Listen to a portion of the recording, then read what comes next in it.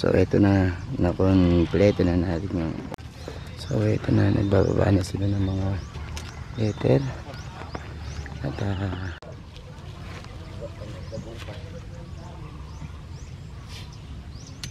ito na nga po yung pinari natin yung ating mga ginawang topiary na.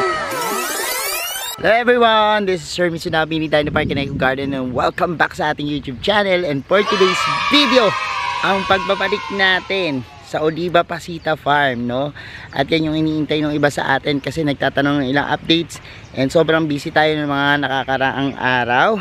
At buwan na siguro yung talagang lumipas nung talagang huling-huling pumunta tayo dito, no? Pero now, bibigyan ko kayo ng update sa ating halaman at syempre meron tayong pasabog. Ano kaya itong pasabog na to, no? Malalaman niya sa ating pagbalik. Kaya ako ready na kayo mga ka-MDP. Tutok lang po.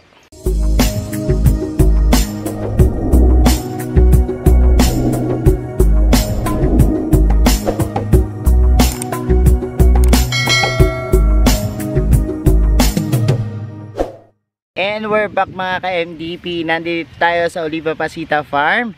And ngayong araw na to, meron kaming gagawing bagong attraction dito, no? At gusto ko makita nyo to kasi na-excite ako kung paano ko gagawin to. 3 months ago, naisip ko tong concept na to na gawing personalize yung mga halaman dito sa farm. And sinabi ko yan sa ating ninang ng bayan, Ninang Donna at ninong ng bayan, Ninong Edward. And ngayon, i-execute ko na siya, no? Tingnan nyo at panurin yung aming gagawin garden activities ngayong araw na to. Samahan nyo kami. So ito na, nagbababa na sila ng mga letter. At yung ating mga binababa, mga bulaklak. And so hintayin natin yung pasabog natin mamaya kasi tiyak na parubdubang trabaho na naman dito sa Oliva Pasita Farm. So ito na yung mga halaman and unti-unti na nilang binababa. Mamaya pakita ko pa sa inyo yung mga kaganapan dito. So ito na yung ating mga letter na malalaki. Sige boss, ano natin? Number naman ang pwesto. Paano kita kay ano? So ito na, nakompleto na natin yung Oliva Pasita Farm na topiary natin. And gagawin natin ngayon is yan, simulan na natin yung pagla-landscape, ano? At pahakutan ko muna to ng mga lupa and palalagyan natin ng boulders. Para doon kayo kasi hindi kasya eh. Kain na. Asan yung sili na? O ako sili doon. Ito special yan. Excuse ano to? Tapa ni Minister. Tapa ni Sa Minister. ano niya yan? Cafe Mindanao. Wow. Pauwi niya. Yung plate ko, tingnan ako na ano, malapit na sila matapos. Oo, tutong. May bayad dyan.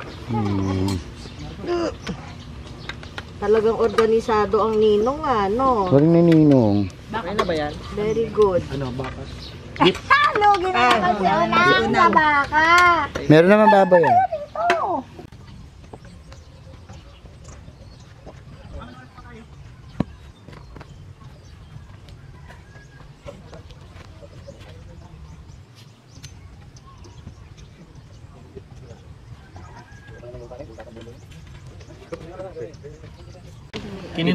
Kinindutan.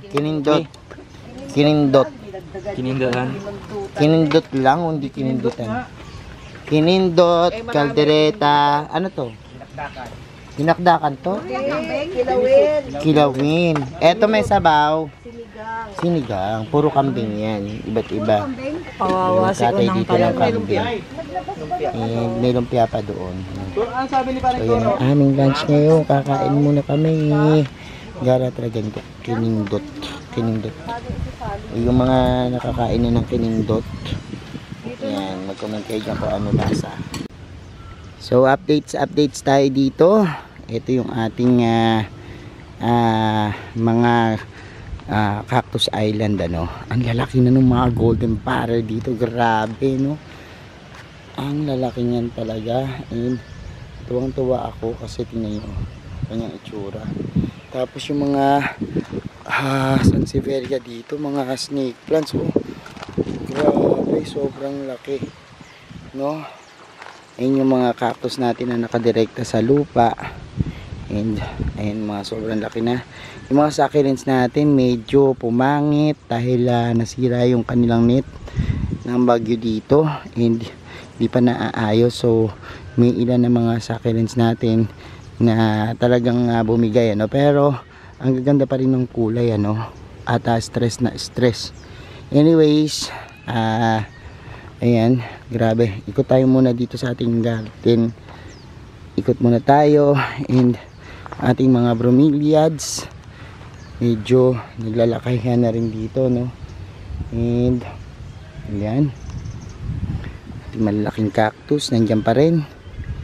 Ayan, puntahan natin yung adenium mock. Ano kaya nangyari? Wow, may mga bulaklak pa rin yung ating adenium mock, oh. So ayan, maganda, no. Nagbubulaklakan na rin sila. Ayan, ito ang daming paano, pabuka, oh. Ayan, oh. Daming bulaklak na ating adenium mock, oh. May mga puti, and may mga ibang ay, ang ganda. Ang ganda ng ating adenium mock, no. Daming bulaklak, oh. Look, mga kakaibang mga flowers ng adenium. Ayan. So nagbubulaklakan yung mga adenium natin dito. Ang gaganda. Ayan, ang gaganda rin ng mga euphorbia, oh. Look. Ayan. And ayan pa rin po yung ating greenhouse na mga succulents, ano. Ayan siya. So ayan, nagdidilig sila ngayon dyan kasi parang sobrang daming ano dito, sobrang daming nangyari sa mga succulents natin. May mga dehydrated tayong succulents, and ngayon talagang yan, dinidiligan natin, ano, para mapabalik yung ganda nila. Pero so far naman, ayan naman, buhay naman yung ating mga succulents dito, no. And ikot tayo dito, no. Papunta tayo dito sa ating yan, wall, no, sa ating wall of succulents. Yan po. And dito naman, oh, grabe itong mga moonshine. Ganda ng moonshine natin. Ganda ng mga Sansevieria dito, no. So magaganda yung mga Sansevieria dito, kakatuwa. And yan, itong area na to, di ba, nandiyan yung ating Cactus Island. Meron sumulpot na ganyan, tapos lumaki siya ng lumaki. Pagdating namin, ganyan na. Oh, anong klaseng halaman kaya ito? Anong klaseng bulaklak? Paki-ID na lang po, ano, sa nakakaalam kung anong bulaklak yan. And ayun yung ating mga tanim na cactus. And ayan pa, magaganda rin yung mga ornamentals doon. Pag ganitong panahon dito, yung mga bumibida yung mga ornamentals, ano, kasi talagang makikita mo na lumalago na sa wow, ang mga ano dito, oh, millionaire snake plants, oh, di ba? Mga parang kulot-kulot yung millionaire snake plants na tumubo dito. Ang gaganda, oh. Ang gaganda.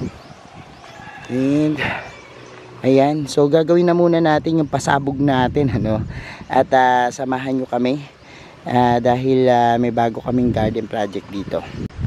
Update tayo, ano yung mga ginagawa niya, Juday? Nag-ano kami, tabas kami ng mga bonggadillo. Ano? Sobrang madawag na para pagka umano Sobrang lalago na ng mga bulaklak na kapalit niyan.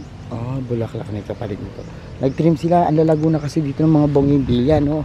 Alam niyo naman pag panahon ng bonggibilya, maraming bulaklak yan. So ngayon pa lang pinaghahandaan na nila yung ipopropagate tsaka pag-trim. No, ang gaganda. Ito nga pala yung mga natutuwa ako dito sa mga ornamentals dito. Ayan oh, ang gaganda. And ayan, ito rin yung hibiscus na variegated. Ang ganda pala niya pag lumaki, no? Puno sa puno, pakalaki. So ayan yung mga halaman dito, yung mga talisay na malalaki na, no? Diyan sa likod ng TP huts natin, malalaki na rin nila, oh. So yan po yung updates. And pakita ko na siguro yung pinakihintay natin, yung ating finished product ng ating ginawang project. So eto na nga po yung pinari natin, yung ating mga ginawang topiary, no, na may nakasulat diyang Oliva Pasita Farm, no. Ayan, and nilandscape ko na syempre yung ating mga talagang halaman dyan, ano, mga mabubulaklak yung inilagay natin dito, no, para sa gayon mas kaakit-akit, no. Oliva Pasita Farm, ayan po yung nakasulat, ano, Pasita and Farm. So ganyan po yan. And yan, medyo malaki actually. Finishing touch na yan.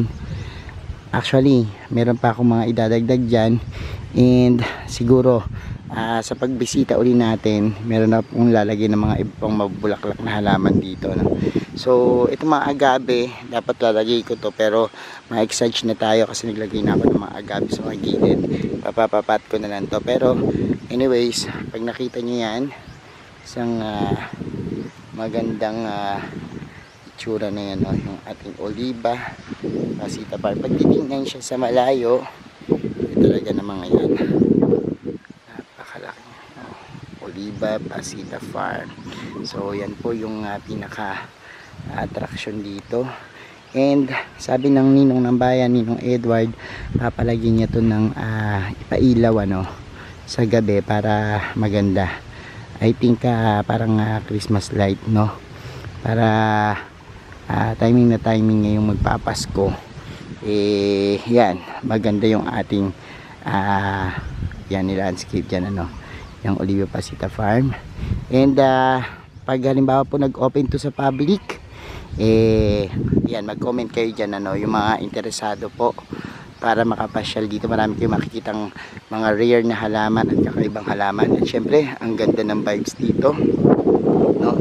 So comment lang po dyan yung mga gustong isama namin dito sa pagbisita namin dito sa Oliva Pasita Farm. Yan. At ayan po yung ating ginawa ngayong araw na ito, and abang-abang pa tayo sa mga susunod naming project. So ayan mga ka-MVP, napanood nyo na yung ating bagong project at pasabog dito sa Oliva Pasita Farm. And I hope na busog ko yung mga mata nyo, no, sa mga magagandang halaman natin. Manatili pong nakatutok dito sa ating YouTube channel. Sa mga hindi pa po nagsasubscribe, mag-subscribe na po. Huwag kalimutang i-hit yung notification bell para laging update sa aming latest uploads, pati po sa iba't iba nating social media accounts, sa ating TikTok, Instagram, Facebook pages. Search nyo po Hermes Unaho or Mini Dino Park and Eco Garden. Yan, makikita nyo na po yan. Maraming salamat po mga ka-MTP sa lahat na nag-like, nag-share at nagko-comments. This is Hermes Unaho, nagsasabi sa inyo ng happy planting. Bye bye!